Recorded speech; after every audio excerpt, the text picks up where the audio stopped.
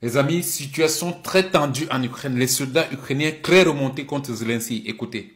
L'armée russe, je le disais, qui progresse donc dans le Donbass en direction toujours de la ville stratégique de Pokrovsk. Oui, l'avancée russe ne cesse de s'accélérer.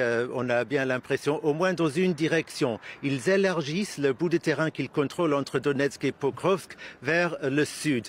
Il y a un air de résignation, même si c'est seulement dans cette direction que les Russes avancent, que la prochaine bataille, ce sera vraiment dans la ville de Pokrovsk même, qu'il est peut-être même juste une question de jours avant que les Russes ne soient aux portes de cette ville. J'ai échangé des messages avec un soldat ukrainien qui défend justement cette zone au sud-est de Pokrovsk et qui disait que la situation était extrêmement difficile, que les Russes utilisaient l'aviation de manière très extensive, les bombes planantes, forçant les Ukrainiens à abandonner leur position et à se retirer. Et il exprimait une certaine amertume par rapport à ces opérations ukrainiennes dans la région russe de Koursk. Il disait pourquoi est-ce qu'on avait besoin d'occuper du territoire dans un autre pays, pourquoi ces ressources militaires n'ont pas tous été envoyées ici pour se concentrer sur la défense de la région du Donbass.